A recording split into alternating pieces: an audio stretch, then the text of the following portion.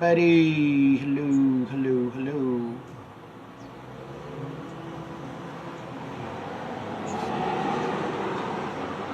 Welcome, welcome everyone. Welcome, welcome. Hope everybody's doing well. Just setting everything up. Let's see. Let's see if anybody else. Reach out. Do, do, do, do, do, do, do, do, do, do, do.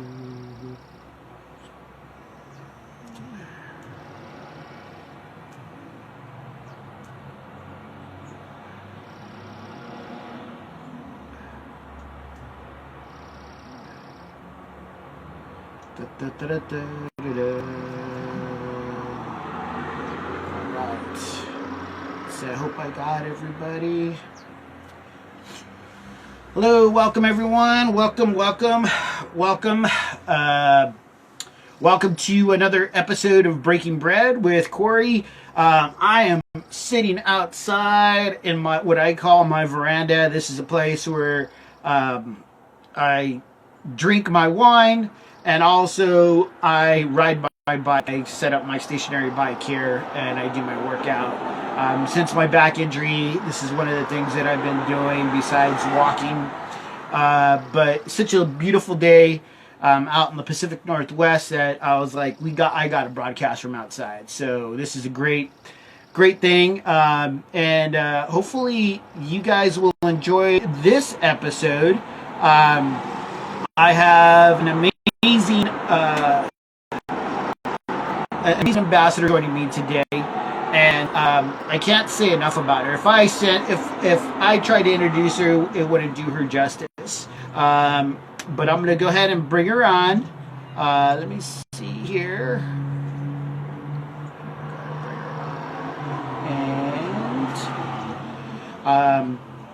And don't forget, I just want to, as I'm getting things set up, don't forget to follow if you can follow and join me on a great adventure. We are still in the midst of celebrating Women's History Month, and this Monday we have an amazing winemaker, or actually wine ambassador herself, Frances Gonzalez from My Vegan Wine. She'll be joining me on Monday 5 p.m. Pacific Standard Time. Let me see if I can get the lovely Cheramie on board. We got it. I think we're getting her connected.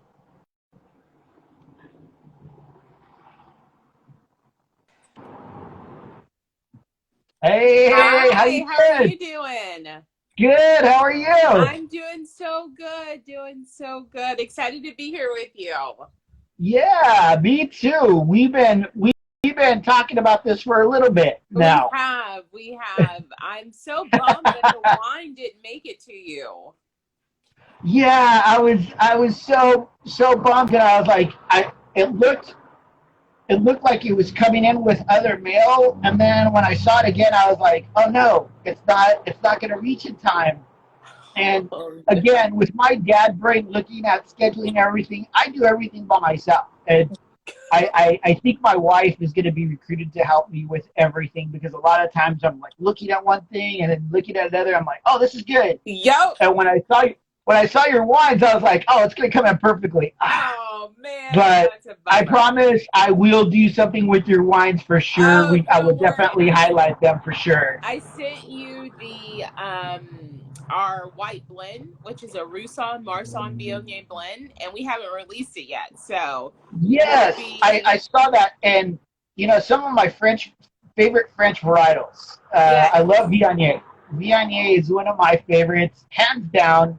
And then I saw that it had Roussan and Marsanne in there, and I was just like, this is talking my language. This is sweet. I love that. It's so good, and they grow really well here in Texas. Yeah. And it grows really well then, huh? Yeah. Yep. Wow. So, is the area that it's growing in, is it slopey? Is it flat, semi-moderate, hilly? So our grapes are grown in the Texas High Plains, and that's out West Texas way. If you think about looking at the map of Texas, and you look out west and you find Lubbock, just around like Okay. 60 miles around that area. That's where about 85% of all Texas grapes are grown. And all of our grapes for Cheramie Wine are grown there as of now. It is high in elevation, so the land is high, but everything there is very flat. So the grapes that we use in our Riesling, it was grown in a town called Level Land, because it's literally level, like red dirt. You can see as far as you can, just because that's how flat it is out there. It's so crazy. Wow. Yeah. Well, it sounds like an incredible blend. I love blends. I think blends are very approachable to the average wine drinker too. If you're talking about everyday wine drinker, they're very approachable, very easygoing. But totally. the grape varietals that you have in that blend just sound delicious. I can't wait to sink into that. I can't wait for you to have it. I'm so bummed. I sent a whole bunch of samples out, and so I think some people are just getting it. It's just the further you get from Texas, the longer it takes. Yeah, I was like really wondering, because when I saw the geographic area, the high plains, like you said, I was like, okay, so this has got to be an area that is semi-moderate, slopey, have certain styles of those grapes, especially Viognier. Well, the thing is, like I said, the area is high, the elevation of the area is high, but the land is actually very flat. So it's the elevation of the land. It really is. It really is how it's done, or how it's done. That is how Texas is. But we have 7 or 8 AVAs within the state of Texas, and each one has a different terroir. So, the flavors and such that you get from grapes grown in, let's say the Texas High Plains is going to be different from the Hill Country, different from Texoma. We have a really amazing, just emerging wine region here in Texas. This is a beautiful thing, because this is another area that is probably still making its way on the map. Mm-hmm. And this is great hearing, the style of climate, the style of terroir that's a part of it, and what Texas is doing to produce these fantastic wines, what you're doing, is just amazing. But you know what? We haven't even introduced you, so go ahead and introduce yourself. Let the viewer know who you are. Yeah, I know. I get so excited when I start talking about Texas wine. My name is Cheramie Law. I am the owner, co-founder of Cheramie Wine. I've been in the wine industry for about 7 years now. Specifically Texas wine. That's my heart and passion. I started out just kind of learning about Texas wine. Then I started selling Texas wine, and I realized it was time for me to start my own brand. I will holler Texas wine to the world, and people are starting to really take notice. So it's a really exciting time to be within our industry. We all like to say Texas is kind of where California was like before the Judgment of Paris. Just that, very farmer based, very, good old boy kind of region, which is so much fun, right? Here the business part will start taking over, and that's how that goes. But right now everyone is helping everyone. We're all friends. We all want to see our industry succeed. It's really fun. It really is. That's incredible. And the main thing I love just about you and your wines, what I've seen, is the love story. The love story. I love this love story. I grew up with classic. I grew up on classic movies, classic music, my dad was a musician, so we listened to everything from like Coltrane to Earth, Wind and Fire to, Al Green, all of it. And when I would sit down with my mom, of course, we'd sit down and watch classic movies, the Cary Grants, the Humphrey Bogarts, all that. Yep. So when I saw your whole bio, your web, I was like, this is Casablanca, baby. This is it right here, man. I love it. I Really is. just love this love story between you and your what you call your honeydew, My honeydew melon. melon, my fiance. I Yeah, it love has that. been, the journey of wine has brought us so close together. People always say, I don't know how you could be in business with your spouse or, your partner. And it literally has been the best thing for us, right? Like the exploring part and then the coming together and making it a business part, and really understanding each other's strength and weaknesses. Like we're not butting heads in this business. It's very respectable. Like Todd, he can talk about, you put him in a room and he can talk to anybody about anything. Me, I'm very much an introvert. I'm very much, if I'm in a room, I can chit chat to a point where I'm like, okay, but Todd is so good at keeping that going. I'm really good business minded. Todd's a really good dreamer. So, we complement each other very well. And to be able to put that into something that we're passionate about has been so wonderful. See, that's honestly, I gotta say it because when you're talking about you being an introvert, and I was like, that is my wife and I. I met her. We were a Disney love affair. We met at Disney when we worked for Disney, and it was like the same thing. Like she always says, you can keep on talking, and I'll just stay quiet. I'll just do my thing, and I'll kind of talk things, and especially when we're on walks together or whatever, I'll just start talking. She'd just be like, yeah, okay, whatever. But it's just that compliment that like balances each other out. It's like Exactly. she's the calm one, I'm the crazy one. And then That's we look at exactly how it is for us. yeah, and then we look at our little one and we're like, oh my God, that's a total balance of us both in this little kid right here. So I love it. I love that. Now, how did you guys meet? So we met in college. We met at a college bar, of course. No, not of course. We tell our family we met at church because after we met at the bar, we realized we went to the same church and we were like, oh, okay. But yeah, we met. The first time I met him was actually Veterans Day. We met through a mutual friend. And he annoyed the crap out of me. Like, I was like, oh my gosh, this guy is so annoying.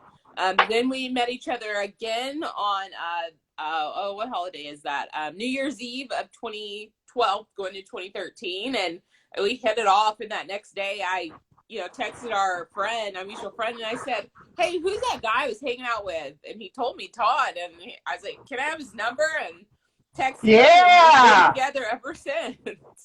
Very nice. Very nice. And so with the love affair with you two, how did this whole thing like just start to merge when, with the relationship, your whole relationship with each other, this whole loving thing, and then all of a sudden this wine thing come together? How did that come about? It's so crazy. So I was in college at the time, and I was a poor college kid. Like, I was one of those, like, oh my gosh, barely making it. My last year of college was awful. And all of my girlfriends were talking about, hey, we're going to Fredericksburg this weekend, which is the Texas wine country, which is second to Napa in foot traffic. And I could never go. I mean, I couldn't afford to. And on our third date, he was like, hey, you want to go to Fredericksburg? Not knowing any of this. He just said, let's go. So here's this guy who wants to pay for me to go to Fredericksburg. And I'm like, okay, cool. And I just fell in love with Fredericksburg. And then we used that area as a, getaway from Dallas. Because we're up here, which is about 4.5 hours away from Fredericksburg. Get away from the concrete jungle, go down to see all the vines and all of that. And then that's when we really fell in love with it. And then he had a family member that sold wine in New York. And we were asked her, have you ever heard about Texas wine?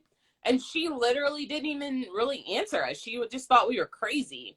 And so that's where Todd and I literally just came back to Texas, started, driving around Texas, which is a very large state, meeting with winemakers and growers and industry leaders, all in an effort to understand Texas wine and why we were getting some of the responses that we were getting when we talked about Texas wine. And this love affair just began. We were meeting the growers and, you know, winemakers and business. I mean, it just blew from there. And, you know, we realized like this is something that we want to be a part of. And so we started talking about it on social media. I built a brand there. Then I started trying to sell it in Dallas. I got my butt kicked in the best possible way because I learned so much about the business of wine. Right. And so I realized, you know what, I can do this myself. Like I can do this with my own wine and my own brand. This is what I'm going to do. I have my own story to tell. And that's where Cheramie Wine came to. So we are our own autonomous winery. We have our own winery license, but we are direct to consumer. We're about to go into some restaurants and retail spaces to grow that way, and talking to distributors, trying to scale in that way. And so, you know, there's a place for us, and Cheramie Wine's going to do Yeah. That is just wonderful. I love hearing stories like that. That is just, it's inspiring, you know, and that's a thing that this industry does. It brings out a lot of inspiration in all of us. You tend to inspire the next person, the next person, next person. Yes. But just hearing your story, you know, this relationship story too, it's really fantastic. I love that, and how you guys just combined it and just one took the lead and you were just kind of going with it, you know, and how you Yeah. fought your way through it. You said, you know, you found out what wine was in that type of marketing and business Yeah. world, and the Yeah. struggle of that. But the one thing is the welcome. You know, I think the welcome and the support to hear that, you know, I think this is the time, I'll say it every time. This is the time to now to really explore it and agree. really taste it and really enjoy it. I agree. If you love all wines, beers, and spirits, wherever it's coming from, there's so much to explore. There really And is, and I that's love hearing about this. that literally is the fun thing to me, right? It's not drinking for the sake of drinking, right? I always explain it like this. Cheramie Wine is about educating. We're about educating about Texas wine. Like it's, you know, we're starting to get to a place where now someone else is going to be selling our wine, you know, in a restaurant, in a you know, retail space, where I'm not there to tell that story. And, you know, we are trying to impart as much knowledge as we can. So people are not just like, I'm going to drink, you know, I'm going to pour this bottle, because there's so much love and history and, you know, hard work and everything that goes into the bottle. And I hope that as we continue to grow, we continue to hold on to that, right? That we never lose that, you know, that education piece, that us wanting people to know what they're drinking, not just pour, you know, we want to be by the glass, which, hey, we want to be by the glass, but, you know, we want people to know the wine, right? That's important to me. So that's something I'm struggling with a little bit as we grow, and it's kind of getting out of Cheramie's hands a little bit. You know, it's not my mouthpiece telling the story. So we'll be, you know, in a few other states here soon, and you know, I'm excited. I'm so stoked, and that's why I get to. What's exciting about doing things like this and talking with you is, you know, people get to hear the story. Yeah, and it, like, you know, like we were discussing, I think again, it's the time to really expand and really acknowledge these other particular regions that are out there, and embrace it, really support it. And everybody that I've talked to about, you know, the whole vision of what I've been trying to explain to people, you know, people are now getting it because they're hearing it from people like you. They're like, we're doing the exact same thing. We want everybody to explore. We want people to taste our region and do this and do that and travel and get out of the single area, you know, and start to think of this broad 100%. area. So much out there. So the world of wine makes the world small. It really does. When you think about it, and there's so much wine to be drank. So when people, you drink what you want to drink, right? This is not a bashing of someone who's like, I like a certain type of wine and that's all I drink. Right. But you're limiting yourself when you do that. Like, you know, they're growing grapes in Colorado, which is so awesome. Right. You know, like I want to taste what they're doing. You know, obviously Arizona, Maryland. You know, I think one of my passions is definitely American wine, which it makes us we were named hot brand of 2020 by Wine Business Monthly. And we are so proud of that because we are one of 9 other American brands that got named. And that's such a huge, just kind of like show that there's this awesome movement that's going on within American wine. And it can be fine, and it can be fun, and it can be high class. And, you know, it's a good time for American wine, I think. Absolutely. I think that everybody being stagnant allowed people to brainstorm, get their wheels turning, you know, and really get their juices flowing and start thinking like, how could I work this? How could I make things better? I think it's all about making things better. 100%. You know, and expanding. Some people don't embrace change, but sometimes you got to go with it. You know, go with the flow and go, hey, there's other things out there. Innovate or die. Innovate or die. Yes, absolutely, absolutely. And I like I said, it's great hearing the support that you're getting, you know, and that you're going to be going into some retailers and some restaurants. Now, the one thing that I'm biting my nails of that is I love the French varietals that you have in this white blend. What else is growing that is really like dominant, like the dominant varietals that is growing in that particular area? You know what's so awesome about Texas, and why one of the reasons why I love Texas wine so much as a whole, is we are growing over 65 plus varietals here within our state, right? Like we grow so much. And you're going to get something different at every winery you go to.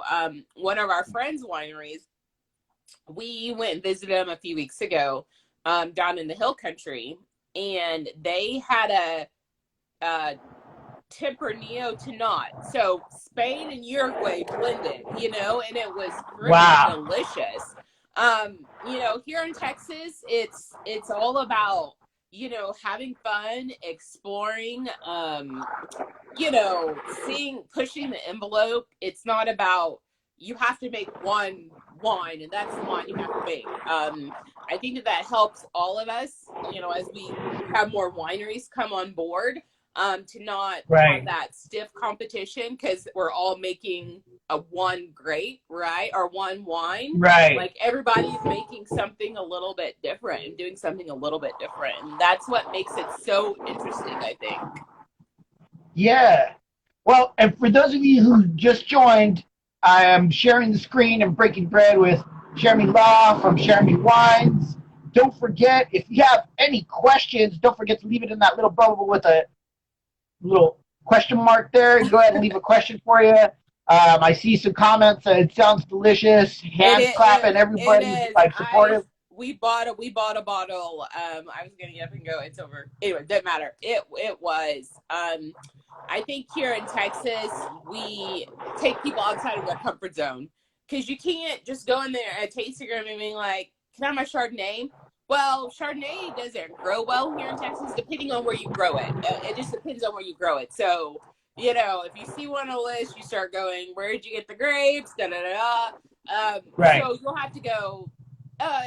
Look at the menu. Oh, can I get the Viognier? But not everybody knows what a Viognier is, right? I learned how to say it like 5 years ago. I was like, what is that? And one of my friends, Viognier. Yay. Yeah. That's how I remember. Yay. Yeah. You know, Marsan, Roussan, you know, those are varietals that you're kind of like, we have our rosé, it's Montepulciano. You know, if you are not, oh yeah, it's so good. It got a silver at the San Francisco Chronicle competition. Woo! So if you are not familiar with the grapes, you're going to be a little nervous, but that's so good because it pushes you, right? It pushes you. Right. Yeah, it allows you to try something new. Yeah, it's funny because I was on a conversation a few weeks back, and somebody was talking about sparkling Malbec. I've never had a sparkling Malbec, and I'm like, Ooh, you can make sparkling out of anything. You can that really sounds be delicious. innovative. That's the fun thing about doing different grapes Yep, from different regions. It's about yep. play and innovation. You know, it's really laying it out there and the interpretations, and Tell that's the you one thing what, that I I don't love. like being stagnant. Like it gives Right, me anxiety if we have stagnant. I do so much better when there's controlled chaos, right? Where you don't that's right, why, starting the business has been so much fun and hard, very difficult. But it's been really good because it's not like, well, this is how we've always done it, because how you always do it doesn't always win, right? So right. that's has been really fun about our wine brand. And we just released our first wine September 21st of 2020. So we are a few months into having our own wine brand, and we've gotten so much Right. notoriety. We've talked to so many people. We've been in publication, and Great. it's so awesome that's because we are doing things differently.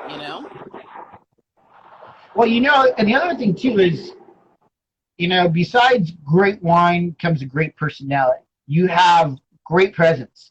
Oh, thank And just you. like what I said, like jumping onto your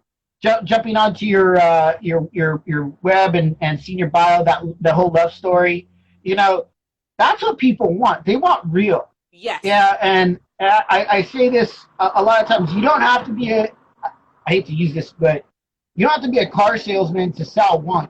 Just if you show Mhm. honesty and you show, hey, an example. I use this with cheese puffs, man, and it made the cheese puffs take like filet mignon. That is the thing that people want. People want Yep. real. They don't want, Yep. hey, this is a great wine. It's $80. Buy it because it's $80. They want depth, and you got depth.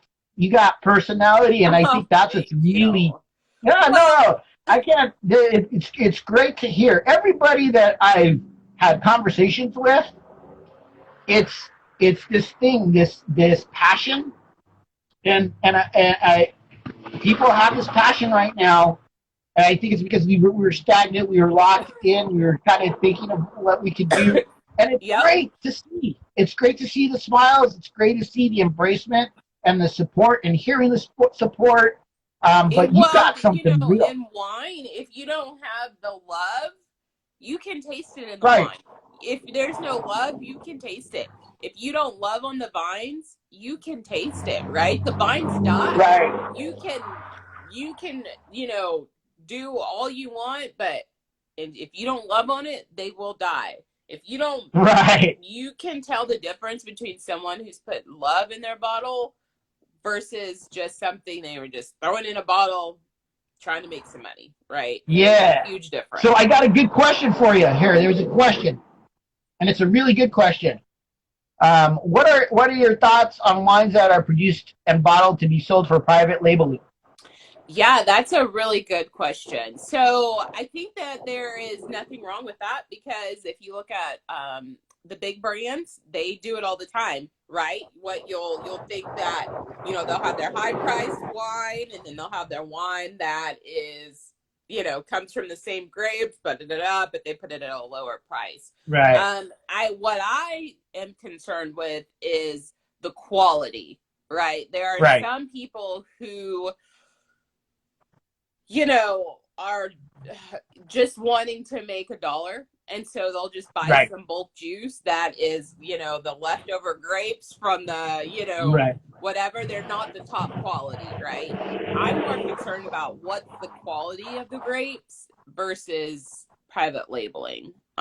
Because there are some amazing wine brands that have been able to grow from that. But right. but And yeah, no, go but ahead. people have found that, oh, I can just put some juice in a bottle and I can sell that. Well, Right. What, do you know anything Well, about those grapes? Do you know anything about the winemaking? Do you know anything about, do you know who grew that? Do you know? And if the answer is no, then I'm against that. Right. And to kind of go on top of what you're saying too, like I actually used to work for a winery that did private labels because it was the fact of David versus Goliath. Mm-hmm. They were producing great quality wines, but they did it so they could actually still make the buck because their wines were not like hitting top shelf or weren't hitting a lot of retailers, so they had to do something to actually make some money. And they did quality wines, but it was under a private label, and it was great stuff. But you have to compete with the Goliaths, because if you don't, then you're just going to start to sink. And that's why I think the crazy thing is people see it's funny that we're getting onto this, because I've had this conversation numerous of times, because people are like, I want to start one brand, and if that's your calling, please do. But I think everyone sees the fun. Wine is fun.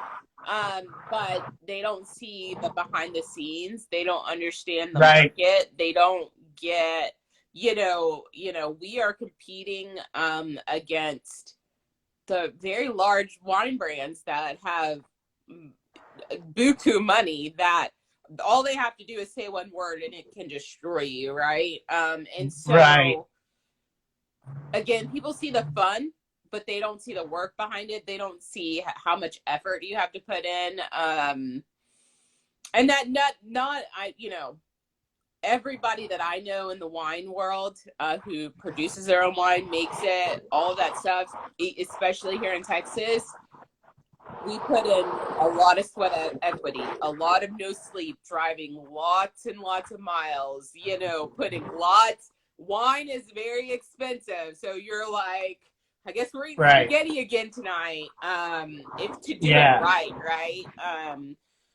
So people don't see that part, and I always caution people to make them. And usually, if they're like, okay, I know it's going to be hard, and I'm going to do it, you're like, okay, you're ready. Right. But if the joke that people say, how do you make $1 million in wine? You spend $2 million. It's true. Like it is true, and then you could it's going to take you a long time before you see $1. And when you do see $1, it is your dollar. It goes back into the business. Right. So people see that fun. People see those successful brands, but they don't hear, oh, wait, they've been hitting the pavement for 13 years before they popped. They have been, they had to pay their dues. They had to, all of those stories, nobody really thinks about those stories. And it's like me, I got my butt handed to me at a very large market of Dallas. Like, I got not physically kicked in the stomach, but like kicked in the stomach, embarrassed, talked about, not invited, like just not treated well. And I'm not saying you should put yourself in those positions, but I pushed through, and it's paying for itself now. So I'm like, you gotta put in some sweat equity first. I think that's so important, because I have a wine. Okay, that's awesome. Now what? Yeah. And I think that's one of the other key. That is one of the key words that I've heard float through my conversations, and it's really an important one, is quality. Quality is in conversations, and a lot of people that I've talked to, and even just in the last week or two, it was the exact same thing, that it all equaled to quality. I need to produce this quality. It's not big bulk. It's not this. We want to get something that's great for the consumer, but it's quality driven. 100%. And that's awesome. So for us, our grape growers know that we are about quality, right? We want the best of the Right. best, which is why we work with the grape growers that we work with. But everyone knows that, you know, Cheramie Wine, we don't want your leftover grapes, right? We want the good stuff. And I think it shows in our wine. I really do. But That's people awesome. know, You know, hey, working with Cheramie, there's a certain expectation. There's a certain expectation.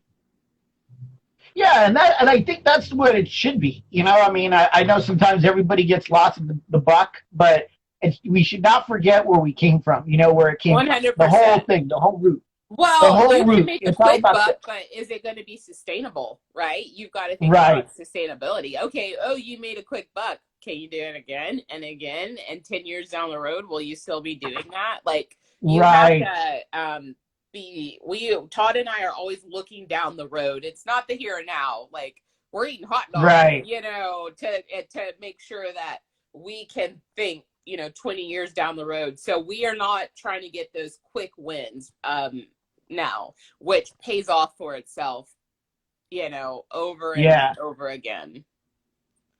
Yeah, and love both. You've done an excellent job. And I think that's the one thing too is if you do something that has fault to it, you're exposed. You're done. You know, if you try to do something too fast, too quick for the money, people know you have that exposure and it's done with, and you're like, that's it. It's over. You have to think about, not only are we a new wine brand, but we are representing an up-and-coming wine region where about 90% of all Texas wine that is made is drank here in Texas, right? So we are part of a very small population that is getting their wine outside of Texas. And so people tasting our wine can change what they think about Texas. So if we're putting out crap and saying, this is Texas, that also hurts our fellow brand owners and wineries. And so we feel very, we feel a burden about that. And not that, you know, anybody told us to, but we are these are our friends. You know, these are people that we eat at their dinner tables. You know, they're coming to our wedding. We watch their kids grow. Like, it's a family. And so, you know, we have kind of that you know, Todd and I, we have that responsibility to make sure that, you know, yes, it's about us, but it's about all the people behind us as well. Right. I like that. I like that you hold yourselves accountable for what you're doing. And that gives much more of an appreciation from just the consumer point of view, from every point of view that you can see. When you have somebody that says, I'm holding myself accountable for what I'm bringing to you, the product I'm bringing to you.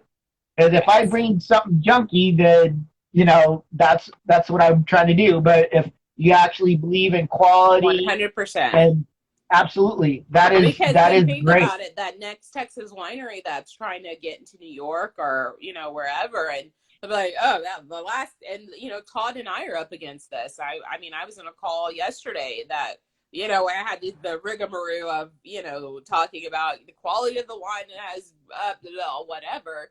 And so, you know, you got to think about just how that goes. Like, people coming in behind you, you got to, you know, you want to make it easier for them. Right. And I think I think too that at all ends of the what I would call it the front lines, where that bottle goes, that product goes, I think the retailer or merchant has to be held at some sort of accountability for that product. Mm-hmm. Because if you're going to push something, if you're going to sell something, if you're going to put something on the shelf, you should be noted for it. And that's the one thing that drives me nuts, being on the retail end of this. And I constantly ask questions, and people are looking at me, and these are people that are supposed to be high priority. And you're looking at them and you're like, well, why isn't this there? Why isn't this being represented? Why isn't it being focused this way to this way? You got to think about, so I'm deep in numbers now because we're getting ready to sign contracts on our 2021 fruit. And so I'm deep in numbers. So you got to think about, you know, at the end of the day, people have to make money, right? This is a business. It is a business. And sometimes they don't want it to be hard. They don't want the hard, although there's a whole nother argument that can be had on the other side of this. But it's easier to sell a wine that, you know, sometimes it's easier to sell certain wines where you don't have to really work for it and you know you're going to get paid and there you go. But there are those specialty shops that are, you know, that have, you know, I know shops that have all women brands or black owned, you know, brand or whatever, just very specific, that are doing amazing work, right? That are very niche. But there goes marketing and different things of that nature. So you gotta, you know, how hard do you want to work? That's the question. Yeah. It's such a tough business to write. Like, again, you have people that are pushing that door open, and you have people that are trying to keep it closed. Yep. You know, and that is the honest truth, and I think that was the thing that made me go, no, this can't keep on happening, because there's so many great products and ambassadors like yourself that are doing some awesome stuff that is 10 times better than a lot of other stuff that is out there. You know what I mean? And it just, I think that's the hard thing for me, because I've seen it roll in. The rules, so, you know. Yeah, I just, it's very hard to bite on. And so with all that, like, what keeps you, like, the $1 million question, like, what keeps you inspired with all this? You know, you know it's hard, but you know that there's success at the end. Yeah. You know, what it really inspires you? The Rocky. You know, really, there's several things. The first thing is I'm building this. We are a first generation wine family. And Todd and I are building this for our future kids. You see second, third, and fourth generation in California, and it just blows and around the world, right? And it just blows your mind, and you're like, I want that for my kids. So that's number one. Right. And we want to do that in Texas. There's very few families that are second, third generation here in Texas, in wine. The second is our friends are working so hard. They're working so hard. I mean, our grape growers, how could you not want them to succeed? They are amazing at growing the grapes. I'm amazing at talking about and selling the wine. There's literally, you see me, but behind me there is a whole wall of people that are making sure that wine and that quality gets into that bottle, right? We've got the bottling truck that bottles, and him and his family are grape growers, and we just want this industry to succeed for us all. And so that's what keeps us going. And then third, I have an issue with people telling me I can't do stuff. And so when I can't do it, I have this chip on my shoulder and I make sure that I do it. So. Love that. Love it. Love it. I just love the pursuit, the passion. Again, I think that's what's been inspiring. Inspiring for me, keeping this whole thing going and going. There's so many voices out there that are just ready. They're ready. And this is exciting. I love it. I love it. Thank you. Thank you. I think that's important. So as far as, I would say, again, let me see. I was going over my questions, but I don't even have my glasses. I forgot my glasses. So I love it. I forgot my glasses. I made sure to put mine on.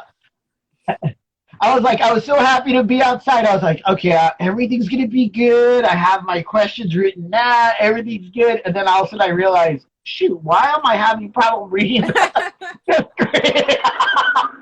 Dad brain. I always say that's my dad brain. So let's see. I would just, how do you feel about, one of the things that I hear a lot too is your male peers in the industry, right? Whether it's winemakers, wine owners, Yeah. How do they perceive? Are they very supportive, especially in the Texas area? Does it feel like you got support You there? know, I think for the most part they are supportive.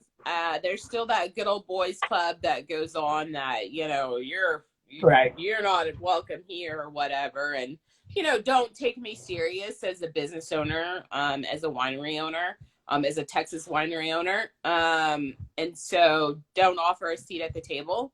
But like anything, you just kind of go, okay, well, those are not my people. I don't focus on them, Right. because there are so many amazing, people and men who are like cheering me on, and go Cheramie, go, older and my age and younger.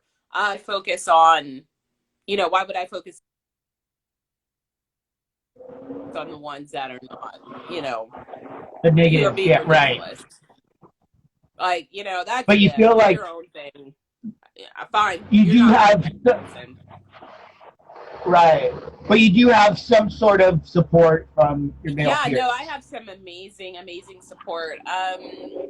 More so I women, but were quite a few men who are very supportive, who open the doors for me, meaning, for fruit contracts and all sorts of different things.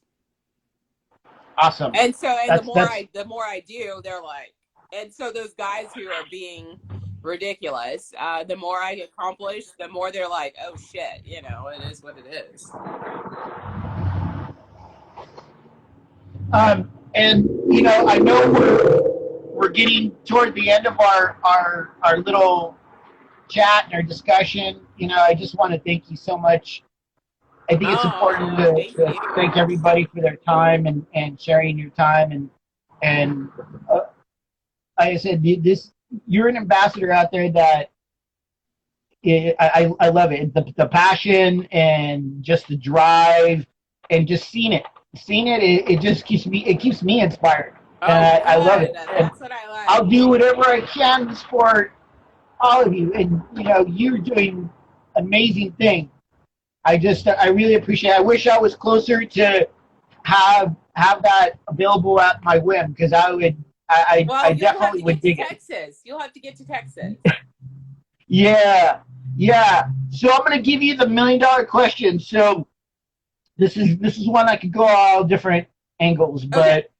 but we're as we are celebrating Women's History Month, and I've been giving this to all the ladies that I've been talking with and breaking bread with. But as a lady, as a woman, as a woman of color, what would you have to say to all the women that might have male peers bonking them down at their beginning or their middle or Yeah. the near the end, or beginning their journey and trying to decide what areas they want to go in?